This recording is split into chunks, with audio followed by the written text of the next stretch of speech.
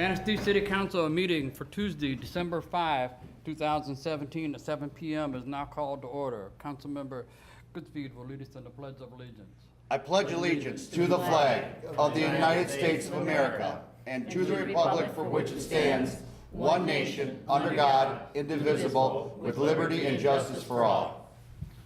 Thank you. Yes, sir. City Clerk, would you please call roll? Councilmember Cooper? Here. Councilmember Beaton? Here. Mayor Pro Tem Zielinski? Here. Councilmember Goodspeed? Here. Mayor Smith? Here. Councilmember Grabowski? Here. Councilmember Pontiac? Here. City Manager? Here. City Attorney? Here. City Assessor? Here. DPW Director? Here. Finance Director? Here. Planning and Zoning Director? Public Safety Director? Here. And City Engineer? Thank you. Public hearings, we have none. Citizen comments on agenda-related items. This is an opportunity for citizens that are present to comment on agenda-related items. If you wish to make comment, please come forward to the podium, state your name and address, and limit your comment to 5 minutes. Are there any citizens that wish to make comment on agenda-related items? Yes, sir.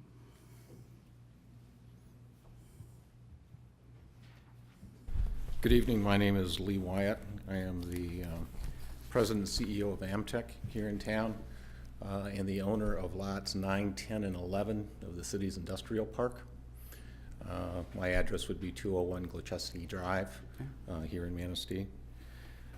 I was informed this afternoon about the consideration of a sale of 2 lots by the city. My particular properties, number 9, 10, and 11, back up to this particular property, or properties are adjacent in the city's industrial park. We went through some very extensive brownfield developments, as some of the members of this council are aware.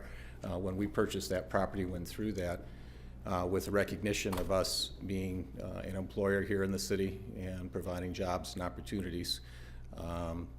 While I'm sure the council has its rules and regulations for the types of businesses and organizations that the city wants to have within its limits, it was of great concern to myself and our board of directors when finding that the agenda item indicated that the property is under consideration to a purchaser for the use of a medical marijuana facility and/or promulgating medical marijuana or a marijuana facility license here within the city. So it's with that brief understanding that we have as a direct neighbor, an employer and a taxpayer here, that we are concerned and would urge the council's serious consideration review of the type of business unto which it would be selling property to. I'm not sure of the legal implications of the agenda item and the request that it includes what the business is going to be doing or hopes to do at that particular site. But with the knowledge that we have, as brief as it is at this time, I would indicate that council hopefully seriously consider whether or not they want a medical marijuana facility here based in the city with the relevant attributes that might go along with that. We as a taxpayer and owner of the property adjacent would be opposed to that type of business in the city industrial park. Thank you. Okay, thank you. Are there any other citizens that wish to make comment? If not, we will move on to the consent agenda. All items marked with an asterisk are on the consent agenda and considered by the city manager to be routine matters.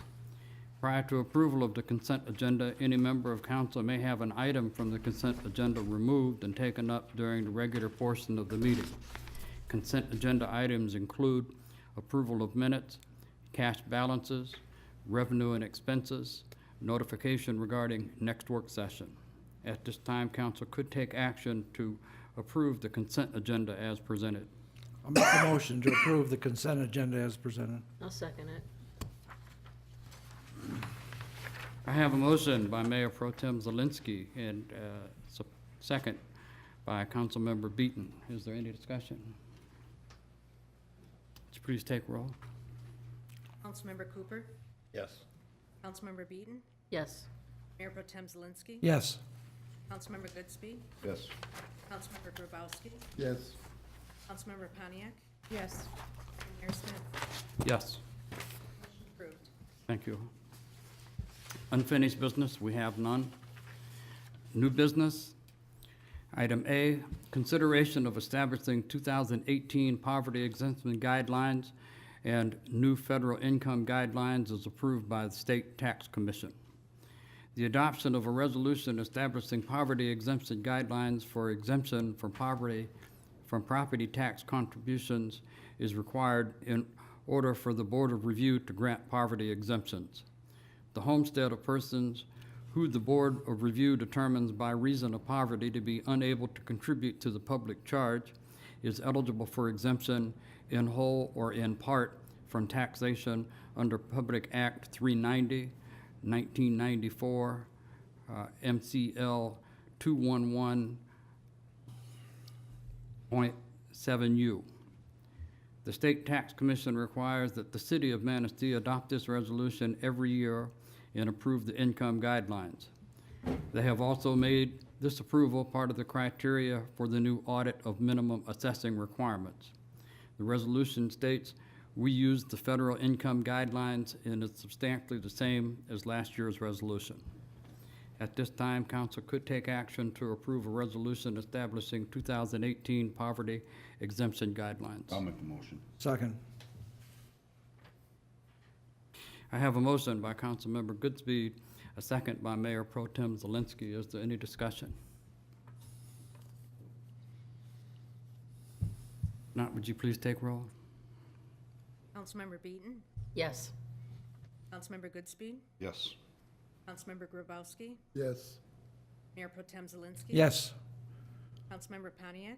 Yes. Councilmember Cooper? Yes. And Mayor Smith? Yes, Motion approved. thank you. Item B, consideration of a resolution waiving penalty, fees, and interest for failure to file a property transfer affidavit. The state of Michigan is now requiring municipalities to pass a resolution if they do not collect the $200 fee for failure to file a property tax affidavit.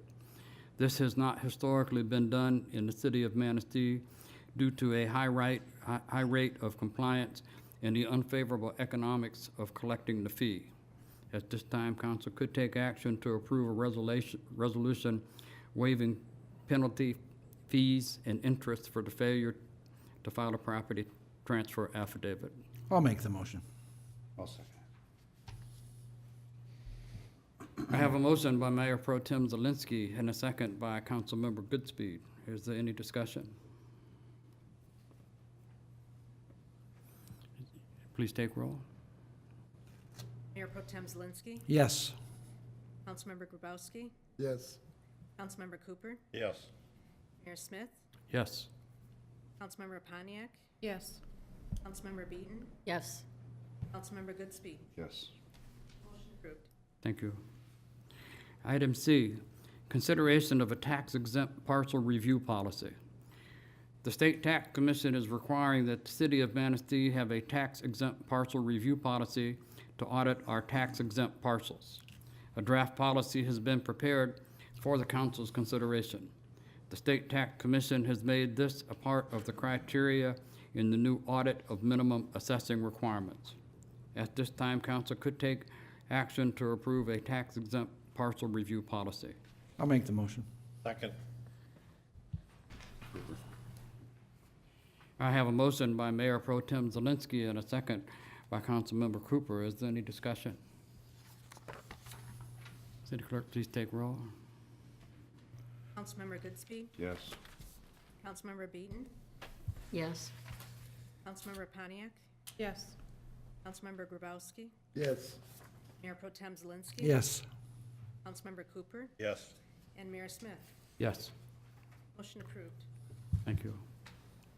Item D, consideration of amending a development agreement for the South Washington Area Redevelopment Project between the City of Manistee, Brownfield Redevelopment Authority, River Park Place 2 LLC, and North Channel Investors LLC. On February 16, 2016, the City of Manistee approved a development agreement for the South Washington area redevelopment. Since that time, the developer changed the plan on the Edgewater building and elected to remove the 2 commercial spaces on the first floor and return them to garage space. The developer has secured all necessary local and state approvals for this change. The final step is amending the development agreement. At this time, council could take action to approve an amendment to development agreement for the South Washington area redevelopment project between the City of Manistee Brownfield Redevelopment Authority, River Park Place 2 LLC, and North Channel Investors LLC, and further authorize the mayor and city clerk to execute the agreement. I'll make the motion. I'll second it. I have a motion by Mayor Pro Tem Zelinski, then second by Councilmember Beaton. Is there any discussion? City clerk, please take roll. Councilmember Grabowski, Yes. Councilmember Pontiac, Yes. Councilmember Cooper, Yes. Councilmember Beaton, Yes. Mayor Pro Tem Zelinski. Yes. Councilmember Goodspeed, Yes. and Mayor Smith. Yes. Thank you. Item E, consideration of approved depositories for city funds. The city charter, section 7-8, requires that council designate the depositories for city funds. The finance director requests that the following financial institutions be approved as designated depositories: Charles Schwab, Chemical Bank, Flagstar Bank, Honor State Bank, Huntington Bank, MBIA Michigan Class, PNC Bank, Shelby State Bank, UBS, and West Shore Bank. At this time, council could take action to approve designated depositories for the city of Manistee. I'll make the motion. I'll second it. I have a motion by Mayor Pro Tem Zelinski, second by Councilmember Goodspeed. Is there any discussion? Please take roll. Councilmember Pontiac, Yes. Councilmember Beaton, Yes. Councilmember Cooper, Yes. Councilmember Grabowski, Yes. Mayor Smith, Yes. Councilmember Goodspeed, Yes. and Mayor Pro Tem Zelinski. Yes. Motion approved. Thank you. Item F, consideration of CP 10 City Council Guidelines Policy Update. At the November 14, 2017 organization meeting, council reviewed CP 10 City Council Guideline Policy. Several changes were made and have been incorporated into the policy. The list of changes is included in the attached minutes from that meeting. At this time, council could take action to adopt City Council Guidelines Policy CP 10 as amended. I'll make the motion. Second. I have a motion by Mayor Pro Tem Zelinski and a second by Councilmember Cooper. Is there any discussion? Mr. Saylor, are we going to also amend it on the bond, requiring a majority instead of 5? Per our communications earlier? We did talk about that. Is that part of, I haven't reviewed the amended policy, but We looked into it, and 5 affirmative votes are required by charter to approve budgetary bonds. However, state statute supersedes that.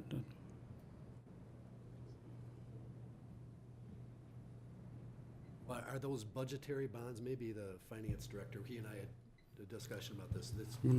We had that discussion back in 2016 when we were doing the River Street sewer line. Budgetary bonds still require the funding.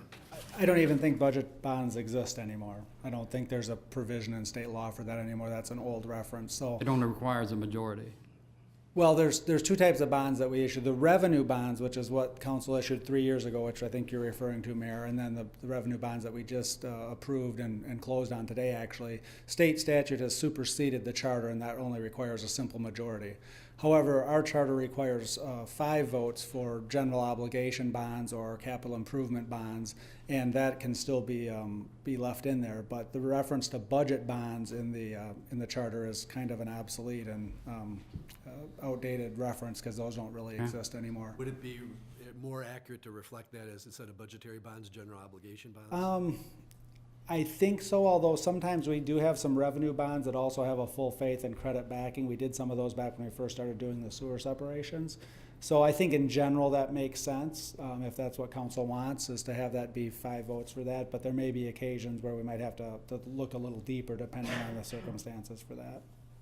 One alternative might be to just eliminate that sentence altogether and just rely upon our charter and the state statute. That would make more sense to me. Okay. Just so that there's no confusion as you addressed, Mayor. Okay. Council was good with that being part of the amended CP10. You need a motion to amend that? You probably should. I mean, that'd be the proper method, is to amend the motion to reflect the elimination. I'll make that motion, would you just, Second. I have a motion by Mayor Pro Tem Zelinski and a second by Councilmember Cooper to amend the motion.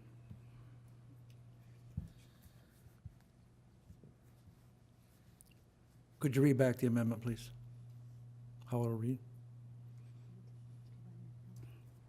That, I understood the amendment to be that you were approving the amendment to CP10, but with stricken the change or language relating to budgetary bonds. Okay, thank you. Okay. I just wanted to make sure I heard it right. Thanks. any further questions or comments? Is it please take roll? Councilmember Cooper? Yes. Councilmember Beaton? Yes. Mayor Pro Tem Zelinski? Yes. Councilmember Goodspeed? Yes. Mayor Smith? Yes. Councilmember Grabowski? Yes. And Councilmember Pontiac? Yes. Motion approved. Thank you.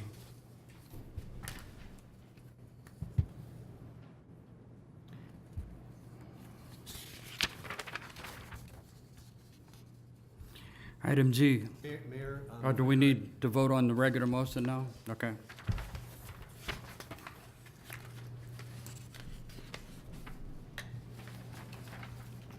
We already have a motion and a second on, Correct. okay? So vote now on the So you, amended motion. please take roll. Councilmember Pontiac? Yes. Councilmember Grabowski? Yes. Councilmember Goodspeed? Yes. Mayor Pro Tem Zelinski? Yes. Councilmember Beaton? Yes. Councilmember Cooper? Yes. And Mayor Smith? Yes, Motion approved. thank you. Item G, consideration of DTE settlement offer. The city owns and maintains a portion of our water system along Maple Road within the Charter Township of Filer. Numerous leaks have occurred in the vicinity of a gas main operated by DTE Energy. DTE has installed cathodic protection where the pipelines cross and has offered to settle the issue for the documented expenses the city has compiled relative to repairing the leaks. The city attorney has reviewed and approved the release and waiver of liability.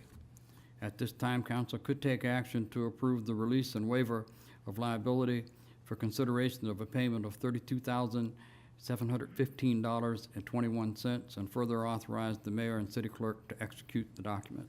I'll make the motion. I'll second it.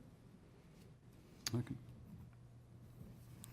I have a motion by Mayor Pro Tem Zelinski, a second by Council Member Grabowski. Is there any discussion on this? Hey Thad, give me a little insight on this. I'm gonna defer to Jeff. He can explain it much better than I can. But I mean, I know there's roads, the repairing, but. Jeff's been chasing on behalf of the city for a couple of years. Yeah. So there's a section, we've got probably 9 customers in Filer Township, south of 12th Street up Maple Road, and then they actually extend onto 14th Street. There was a number of leaks that occurred there for years. Those leaks were presumed to be because the pipes were very old. So approximately 5 to 7 years ago, city crews replaced every one of those galvanized lines with new copper lines. Within a year, some of those lines started leaking, and they started happening repeatedly. In your packet, made a list of all of those repairs that we had done. The leaks seem to happen in very close proximity to a DTE gas main. In the first few years, every time I inquired, I was told that there's no way that that main could have any impact on our water lines. As we kept trying to climb deeper and deeper or up the ladder at DTE, we finally were able to get a hold of the regional construction manager for them.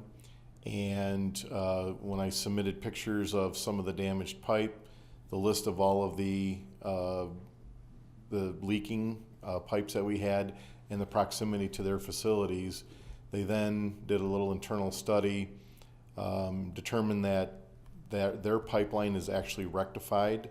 So in order to prevent corrosion on their gas main, they actually run low voltage electricity through that. It's very common for that electricity to then jump to another dissimilar metal and can cause corrosion and eat away another metal.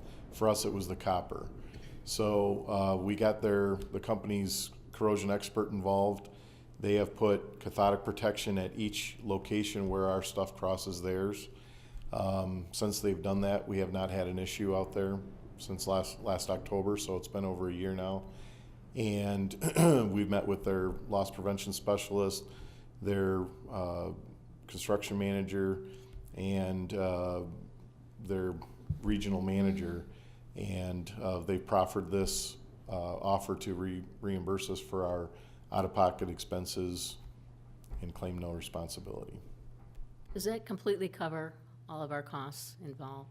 Does that completely reimburse us? Yeah. Okay. The number that they've offered is exactly the number that I've Okay, that you provided gave to them. Okay. Yeah. Any further discussion? Thank you, John. City Clerk, please take roll. Councilmember Beaton? Yes. Councilmember Goodspeed? Yes. Councilmember Grabowski? Yes. Mayor Pro Tem Zelinski? Yes. Councilmember Pontiac? Yes. Councilmember Cooper? Yes. Yes. Mayor Smith? Yes. Motion approved. Thank you. Item H, consideration of amending council policy CP3, sale of city-owned property. While reviewing city-owned property, some properties were identified that should be marketed by a real estate broker. Changes to CP3 procedure for sale of city-owned property are needed. The proposed changes were reviewed with City Council at the November 28, 2017 work session. The city attorney has reviewed the amended policy, and it is ready for council consideration. At this time, council could take action to amend council policy CP3, procedure for sale of city-owned property. I'll make the motion to amend council policy CP3. Second. I have a motion by Mayor Pro Tem Zelinski and a second by Councilmember Cooper. Is there any discussion? Will you please take roll? Mayor Pro Tem Zelinski? Yes. Councilmember Grabowski? Yes. Councilmember Pontiac? Yes. Councilmember Goodspeed? Yes. Councilmember Cooper? Yes. Councilmember Beaton? Yes. And Mayor Smith? Yes. Motion approved. Thank you. Item I, consideration of establishing renewal rates for riverfront leases. On December 31, 2017, the current 5-year riverfront leases will expire. On November 28, 2017, City Council held a work session to discuss establishing the fees for the renewal of riverfront leases. The rates set at the work session are as follows: $24.04 per foot of frontage for the year 2018, which is a 3% increase. $24.77 per foot of frontage for year 2019, a 3% increase. $25.51 per foot of frontage for year 2020, 3% increase. $26.27 per foot of frontage for year 2021, 3% increase, and $27.06 per foot of frontage for year 2022, a 3% increase. New leases have been drafted and reviewed by the city attorney. At this time, council could take action to establish rates for the 5-year riverfront leases and further authorize the mayor and city clerk to execute the necessary documents. I'll make the motion. I'll second it. Who's that? I have a motion by Mayor Pro Tem Zelinski and a second by Councilmember Grabowski. Is there any discussion? Mr. Taylor, would you be able to take us back to 2008 and what happened and how, and where we'll be at? Well, what happened was they reduced the rates and then reset them, and they've been moving forward. And so we're looking at increasing them now and trying to get them back to where we were. So it's my understanding it'll be 2018, or when will we be back to where we were in 2008? Mr. Bradford maybe can tell me. Or Denise? 2020? Okay. So I don't know exactly the reason that they reset them back then. I think it had to do with the economy and I think different that- I things think- like that. Boat, traffic fell off and it just got really bad. I have a question. Denise, do any of the people that currently have these leases, have they been notified that there's going to be an increase? Have you gotten any feedback from them? No, we have not notified them because we did not know what the rates were. They will be sent actually new leases in the mail. Okay, so unless they read the minutes, which are on the website, then they That's couldn't correct. know that it's coming. Okay, Okay. yep. Any further questions or discussion? City clerk, please take roll. Councilmember Goodspeed, Yes. Councilmember Beaton, Yes, Councilmember Cooper, Yes. Councilmember Pontiac, Yes. Councilmember Grabowski, Yes. Mayor Pro Tem Zelinski. Yes. And Mayor Smith. Yes, Motion approved. thank you. Item J, consideration of the sale of lots 12 and 13 in the city's industrial park. The city received an offer to purchase lot 12 and 13 in the city's industrial park for $16,200 per lot. The price is based on the city assessor's opinion that a fair and reasonable price for the property is $6,000 per acre. The purchaser is interested in the property to conduct a facility to grow medical marijuana and possibly pursue other medical marijuana licenses. At this time, council could take action to sell lot 12 and 13 in the city's industrial park for a total purchase price of $32,400. I'll make the motion. I'll second it for discussion. I have a motion by Mayor Pro Tem Zelinski and a second by Councilmember Beaton. Is there any discussion? Yes. Yeah. We don't know a lot about the purchaser, and I would like him, if he wouldn't mind, to tell us a little bit about his background, who his other investors might be in the group, and what his plans are for the size of the facility and how many licenses he anticipates he's going to buy. All right. I'm Bo Parmiter. I've been doing investments since 2005. I've got a United States Congressional Award of Excellence as well as many more. They're piling up in my office. I don't even know what to do with them at this point. I see something and I envision it and I try to bring great to the community. One of the big ones I'm known for was Pete's Packing, which Denny McLean bought, robbed $300 million of the pension fund and skipped the country on. When I bought the warehouse, it had been sitting since '95. I purchased that one, I think, in 2005. 20 acres. We kind of turned it into an industrial park, redid it, brought in Agriliant Genetics out of France, a big seed company, and set them up in there so they could do seed and testing and all their genetic system for that. And then we brought in a fertilizer company. Since then, we brought in a mulch company and several other companies. Brought about 65 jobs with that one complex to the town, as well as the tax revenue went from, I think when I bought the place, the taxes were about $5,000 a year because it kept getting reassessed because it wasn't disgruntled to, I think now they're about 80 grand a year. and just like to do different things.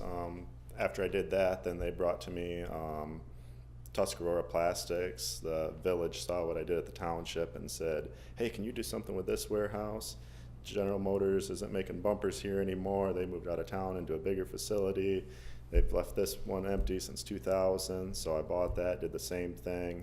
Of course, for somebody to come to Chesaning for a warehouse, that one was 100,000 square foot. Nobody needed 100,000 square foot, so we subdivided it, brought 8 different tenants in over the matter of about 4 years and utilized that for them.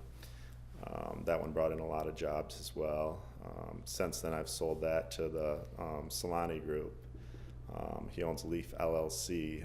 He's probably one that more than likely would probably be in these buildings if you guys decide to pursue and sell those to me. He owns all the largest Harley Davidson dealerships. He sells $50 million worth of beer a year. He's the biggest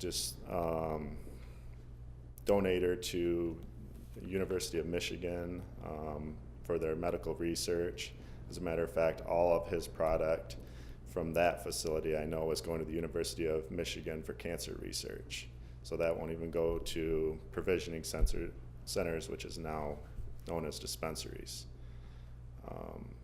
And he's working with Central Michigan University as well. He's an alumni there, and they're going to do a school at one of his facilities. I don't know if it would be possible for them to do one here or not, but that's one of the things they're doing on it, as well as with their research. And I would- so your intent is to turn that over to him if you purchase this property? Yes, I'm working with him as well as about 6 different doctors on placement for them, 4 facilities. Dr. Kurt White, which is a big MD from Dow, he was the head scientist there. It's pretty much all either big business owners or doctors that want in on this that I'm dealing with. I've weeded out a lot of people. Usually with a hour conversation with them, you can weed a lot of them out real quick and find out who's got the credentials to do it and who doesn't. Of course, you can't always, but try to get through it and always deal with the right people. I try to always have a backup plan on every property, so we try to build these accordingly. If we did this, we would propose building on each lot 3 20,000 square foot buildings. Could you repeat that? If we did this, we would propose on each lot building 3 20,000 square foot buildings.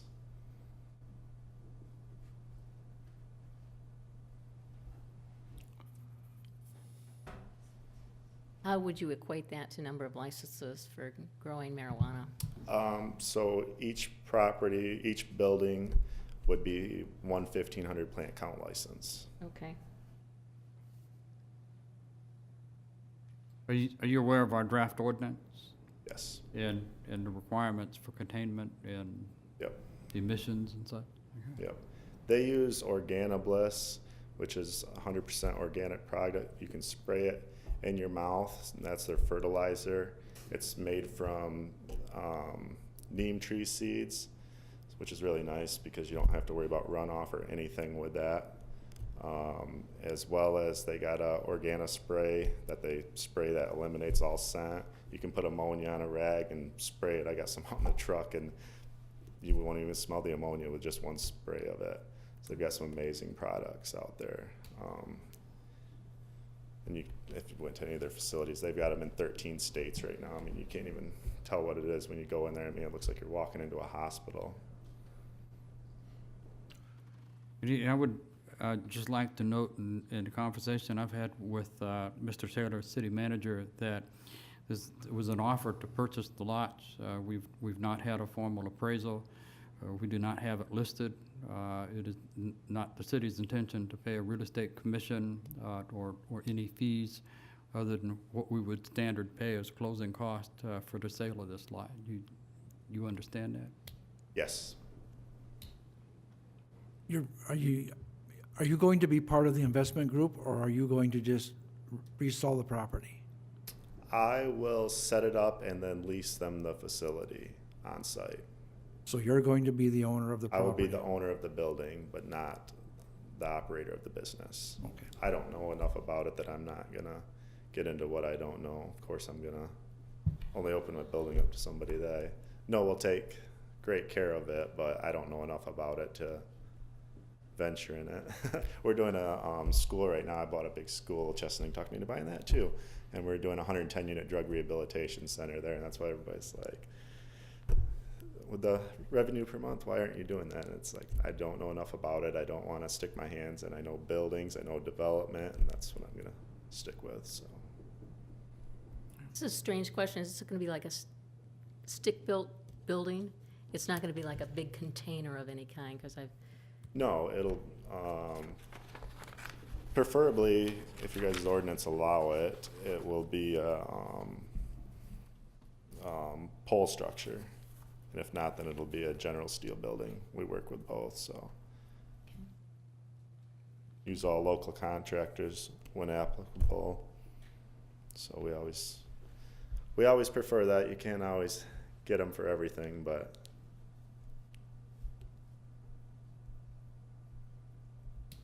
Any additional questions? Just, you mentioned pole building, I kind of, hair stood up in the back of my neck.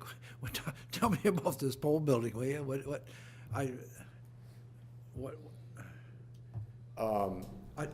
let me tell you what I'm familiar with. I went to Detroit. I looked at a medical grow facility. Yeah. It blended in with the community. It was not recognizable. It did not stand out. It was very secure, cameraed. Yep. There was no odor inside or out. That's what I envisioned. And then you mentioned pole building, and I kind of went, whoops. It'll be very similar. It'll be a big steel building, 280 foot by 72 foot. It's just a matter whether we do steel on the inside or pole on the inside. It's all going to be the same for the building.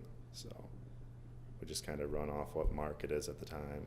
Steel goes up and down so much, it fluctuates. We've got benefits and advantages both ways. So. Do we have to approve structures and what they look like in industrial park? They just can't put up anything, right? Denise?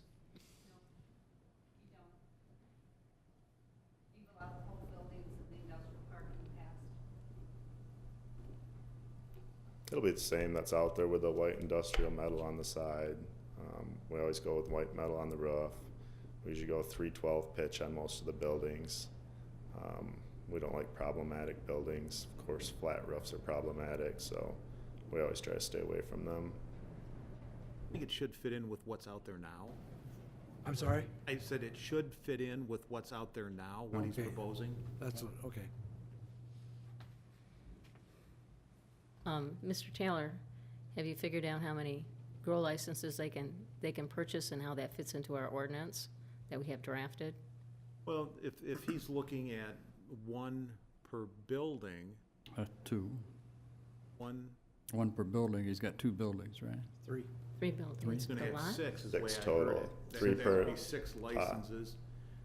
Right now, we're, I believe it's at 12 we have right now proposed. In the our draft ordinance, yeah. The draft ordinance, the other one is looking at, 4 to 6. So, again, that's all predicated on them getting a license through the state, also getting a license through the city and meeting the requirements of the planning commission. How many people do you anticipate employing?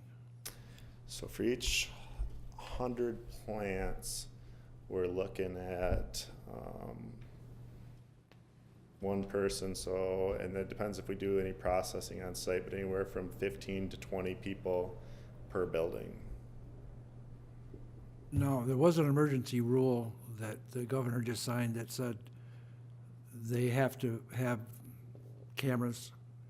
And I Yes. think you had mentioned that you were going to require body cameras? No, that's what I discussed with the transportation company. We're actually doing a security monitoring company. That's from last week, our conversation. Security monitoring company for the transportation end of it.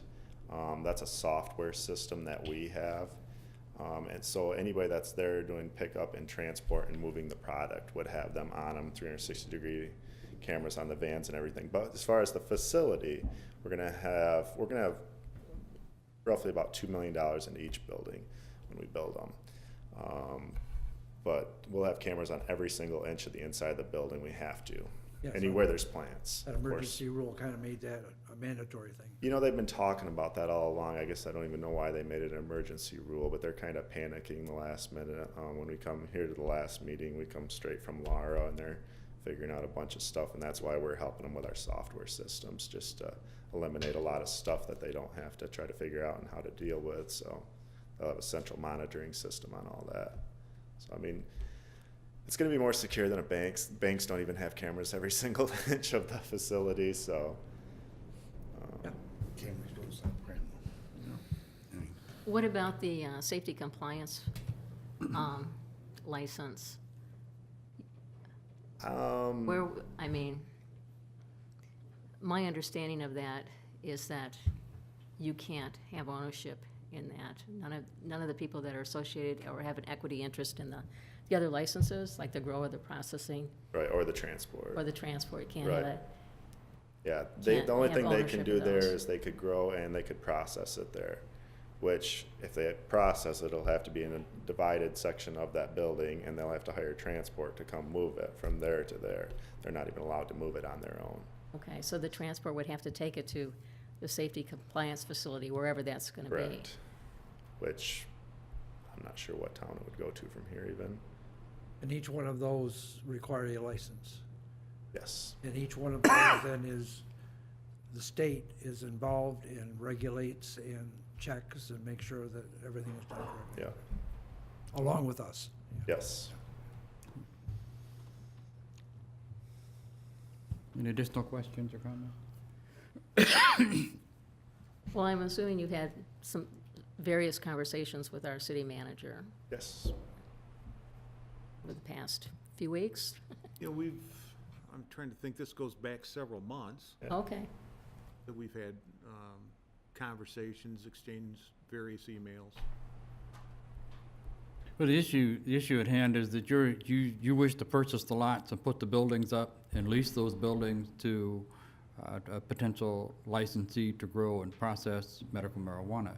Correct. The burden on all the emergency actions and everything else is going to be on the grower processor. You're simply gonna lease the buildings to them. Correct.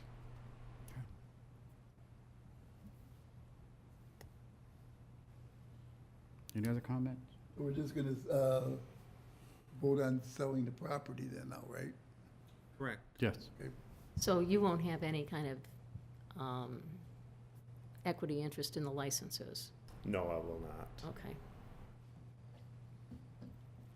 And our leases have provisions in them to where they have to comply by, of course, all laws, all regulations,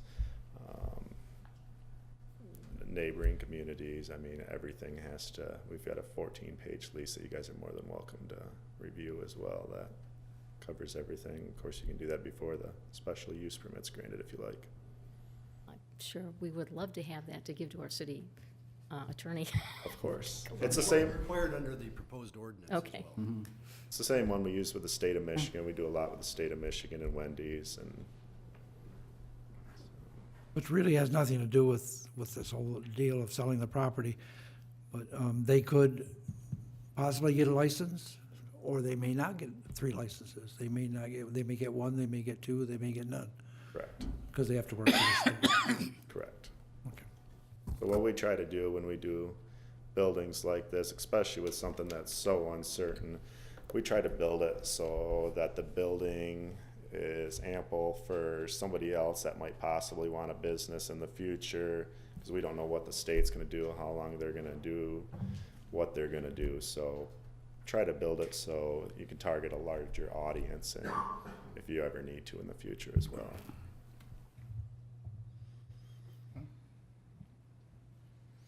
Any other questions or comments? City Clerk, please take roll. Councilmember Pontiac? Yes. Councilmember Grabowski? Yes. Councilmember Goodspeed? Yes. Mayor Pro Tem Zelinski? Yes. Councilmember Beaton? Yes, Councilmember Cooper? Yes. Mayor Smith? Yes. Motion approved. Thank you. That's why I voted yes with. Item K, consideration of committee appointments. At this time, the mayor could take action to make various council committee appointments. I will start off with alternative for area youth, Councilmember Goodspeed.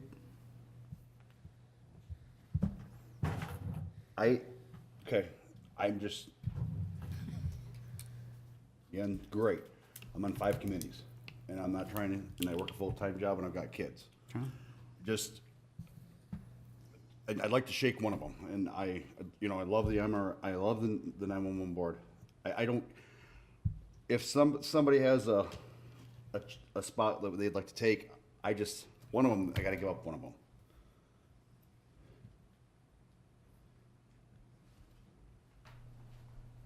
Okay. I got in the ordinance, I'm on the personnel committee, I'm on the 911 board, on the MRA board, and alternative for youth. Again, if that's where you think I need to go, we'll stay with it, but a little tight.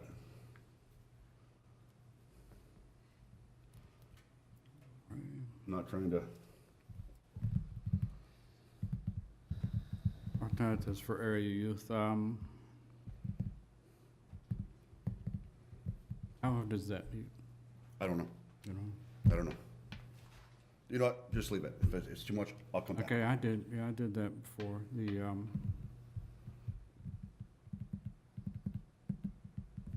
Let me appoint myself to that, to the MRA board.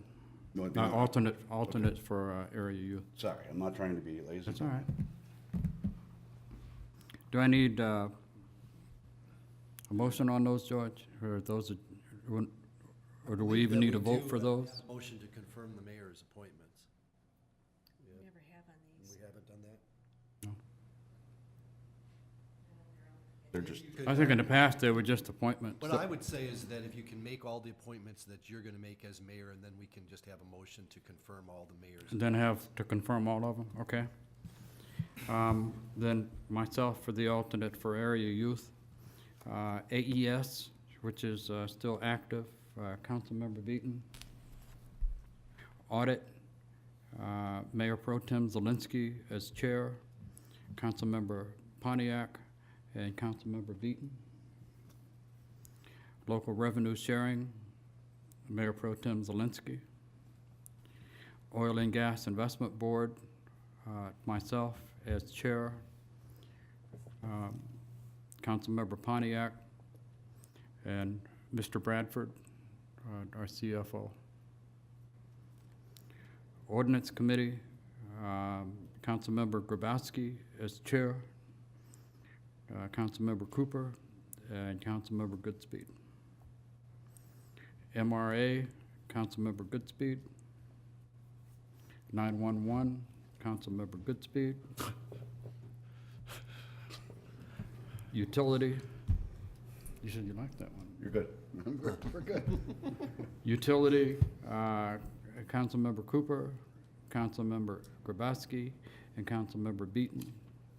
And Sands Park Board, Councilmember Pontiac.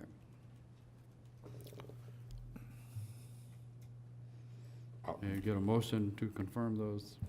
I'll make a motion to confirm the mayor's appointment to the committees. I'll second it. I have a motion by Mayor Pro Tem Zelinski, second by Councilmember Goodspeed. Is there any discussion? Will you please take roll? Councilmember Cooper, Yep. Councilmember Beaton, Yes. Mayor Pro Tem Zelinski. Yes. Councilmember Goodspeed, Yes. Yes. Councilmember Pontiac, Yes. and Mayor Smith. Yes. Motion's approved. Thank you. At this time, city manager could take action to make appointment to the council personnel committee. Yes, Your Honor, I'd like to appoint Mayor Pro Tem Zelinski, Councilmember Goodspeed, and Councilmember Grabowski to the Personnel Committee. Mr. Saylor, that does not need, Subject to council's approval as well under our CP 10, I believe.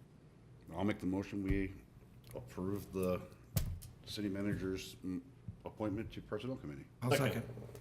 I have a motion by Councilmember Goodspeed, a second by Mayor Pro Tem Zelinski. Is there any discussion?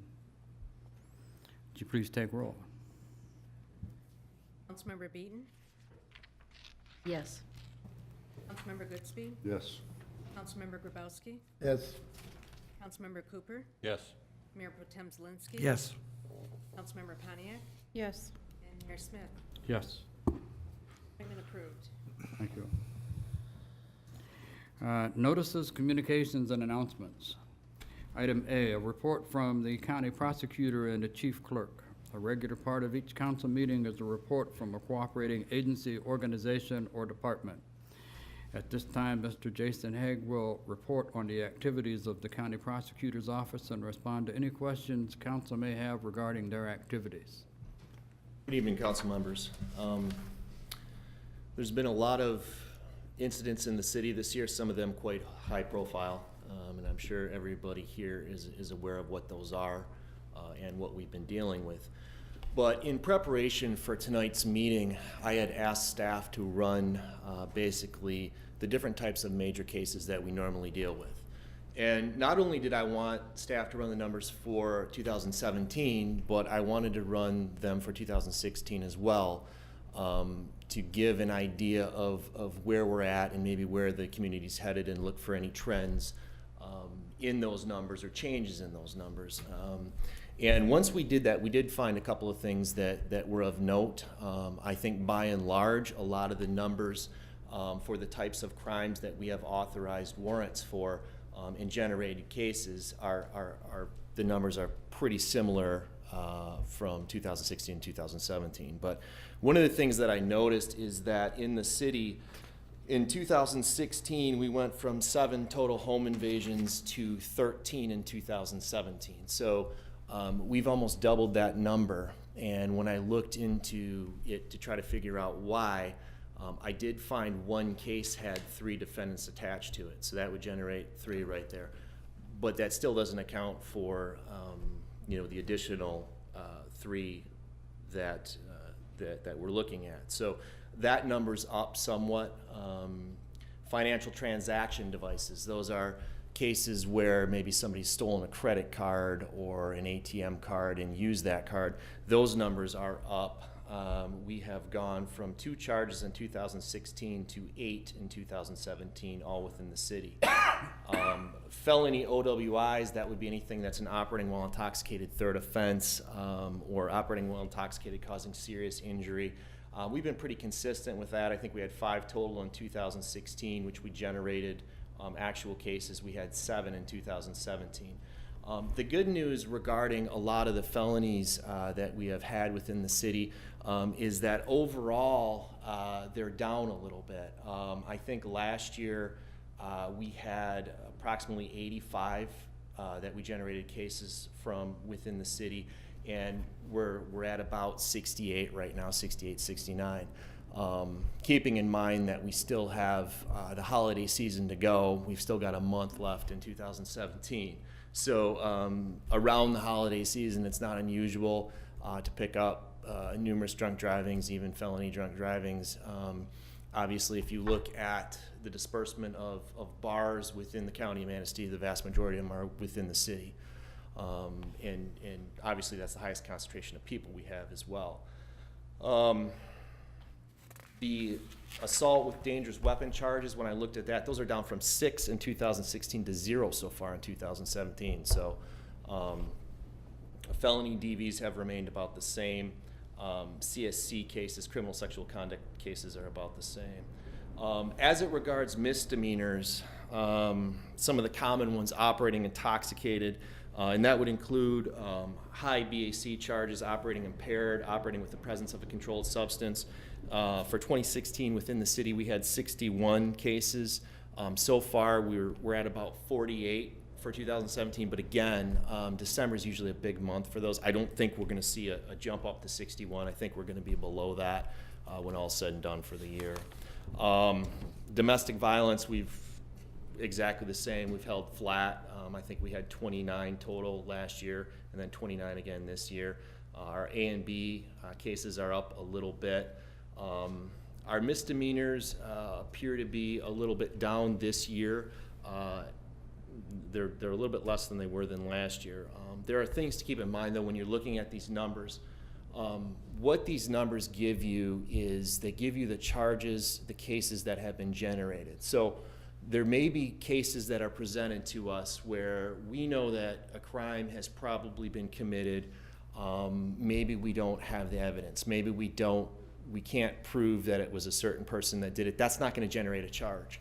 And the other thing to keep in mind is that when you're looking at these numbers, there are still cases out there that have been generated from this year. They may not have been charged yet. They may ultimately be charged, but they haven't yet. There are still cases, I know for a fact, there are still cases that are under investigation and things that have happened in 2017 that are still being worked on. So you kind of have to take the numbers with a grain of salt, but it gives you a general idea of where we're at as a community and as a city.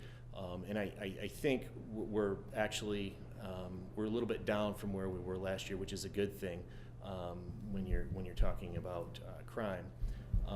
So that's kind of where we're at. Does anybody have any questions? Keep doing what you're doing. All right, thank you. Appreciate it. Thank you.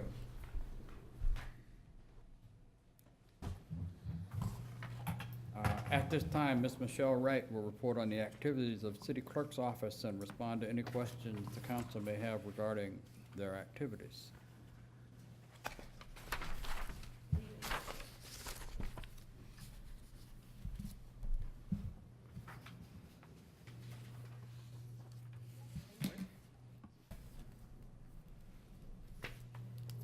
The City Clerk's Department, we have 2 full-time employees, Heather Peffley and myself.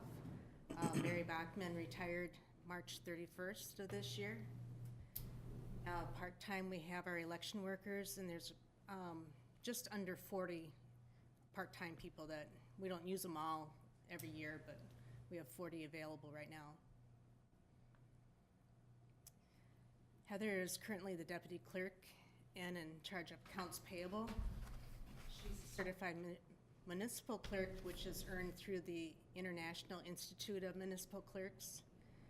That's a association that's throughout the U.S., Canada, Europe, and I believe Africa has members in that also. That's about a little over a 3-year process to earn that certification. She's also a Michigan Certified Municipal Clerk, Michigan Certified Public Treasurer. She's been through the State of Michigan election accreditation, and she will become the clerk on January 6th of this year. She's been with the city for 17 years. Myself, I'm currently the city clerk and the chief deputy treasurer. And I have my master municipal clerk through the International Association and several of the same certifications that Heather has, including, I have also the certified public finance administrator, which is through Association of Public Treasurers of the United States and Canada. I've been with the city for 28 years and will be retiring January 5th. I also work closely with the Finance and Treasurers Department. There's Kelly, Laura, and Ed. Kelly is in charge of the accounts receivable and utility billing. She and Laura have both recently been through the State of Michigan election accreditation. Why that's significant is they cannot, after they've passed the test and on the accreditation, they can now help with any part of the election process. Before taking that, they couldn't help with the election at all. So they're, a good backup for Heather going forward. Kelly's been with the city for 2 years now. Laura has started in March, and she's in charge of payroll and benefits. She'll become the deputy clerk in January. And Ed is our CFO, city treasurer, administrative services director, and he's been here for 15 years. Some of our department responsibilities are election and voter registration, payroll, insurance, accounts payable, our general ledger and accounting, our state and IRS tax reporting, council meetings, archival. We do a lot of historical research for the public, and council, museum asks us a lot of things. Some of our accomplishments this year, we updated the city charter. The chart of accounts is updated. That wasn't required until next year, so we got a year advance on that. We updated the records retention and disposal schedule. We created several departmental procedure policies and manuals. And for us, the new voting equipment was a big accomplishment. The grant was submitted in June. We received and got the new equipment and did the training for our new equipment. All our, everyone in our department and in the finance department is trained on the equipment, except for Ed. No, he's interested. And we implemented it in November. We were the first ones in the county to use it. So we wanted to use it on a small election just to see if there's any bugs we needed to work out. Since next year there'll be larger elections. And another big accomplishment, the new accounting software has been implemented. That took up most of November for training. So we now accept credit cards for payment options and have the ability to send bills electronically.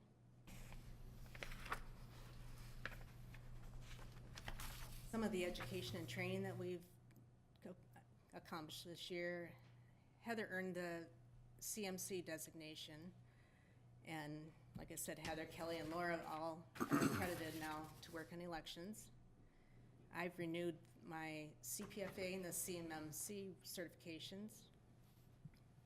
All are trained on the new voting equipment. Several conferences have been attended, and lots of cross training. There was only one election this year. We have 4,863 registered voters. We had about 15.3 voter turnout, and cost approximately $3,000 for that election.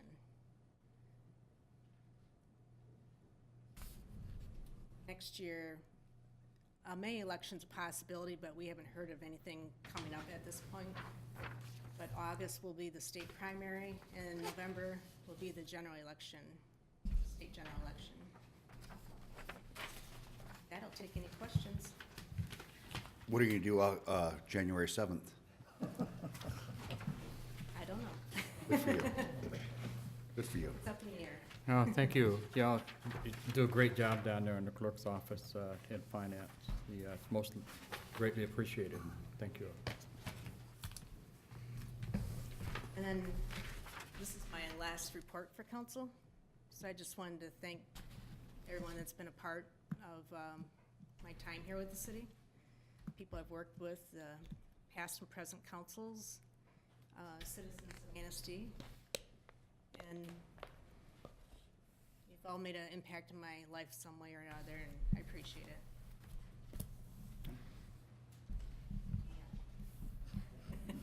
I like that. Snow. And we were missing that Saturday night, so, fireworks, so. Well, thank you for what you do, and we're gonna miss you. Thank you. Thank you.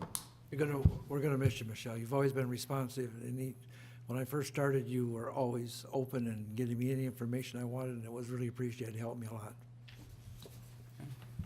Thank you, Michelle, for a good job. You're very confident, you don't get rattled easily. You've always got a smile.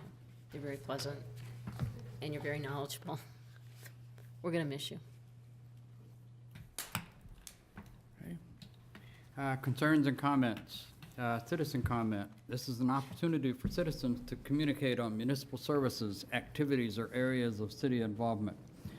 Citizens in attendance may be recognized by the mayor for comments limited to 5 minutes.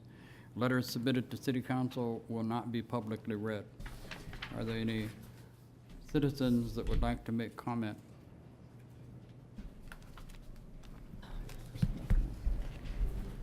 Hello, Tyler Lupinen, DDA Director. I just wanted to remind council, I'm pretty sure Thad made you aware that Thursday at 7 o'clock at the Ramsdale Theater is the second Michigan State Sustainable Built Environment Initiative meeting. So at the first one, the community gave some input on what they'd like downtown to look like. So at this one, MSU will have the actual concepts of what was generated from that meeting for additional input. Then the final report's expected in April. So hope to see you there and bring somebody with you, hopefully, and have a good turnout. Thank you. What time is it? 7 Planning commission meeting on. What was the date? What was the date? Are there any other citizens that wish to make comment? Or if not, we'll go on to officials and staff. City manager, Nothing. city attorney, Nothing, Your Honor, thank you. city clerk, Nothing, Your Honor. chief financial officer, public safety director, public works director, plans and zoning, city engineer,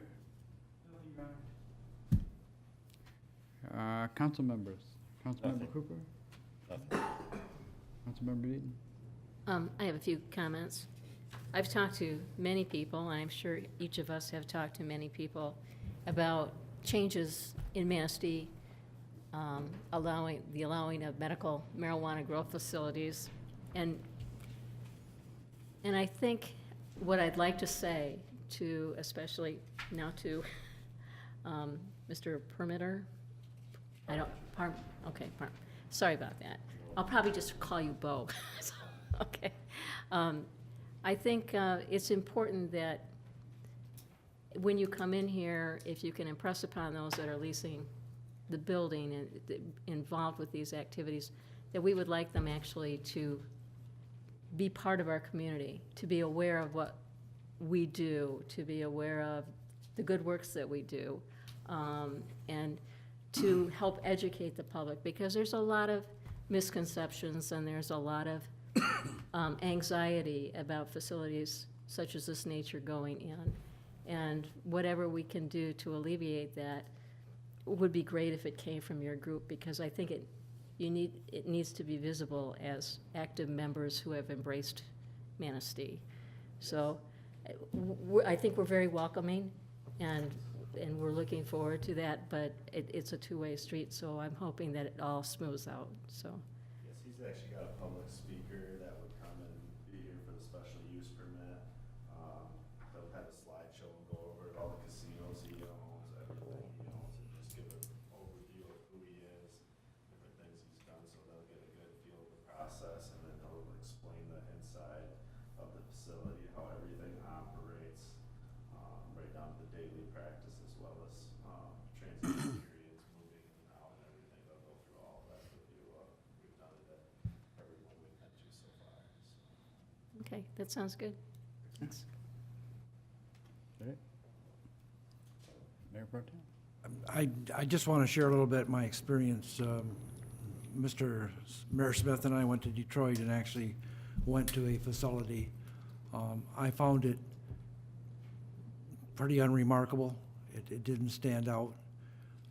And like I did mention before, there was no odor anywhere. I learned an awful lot from that experience.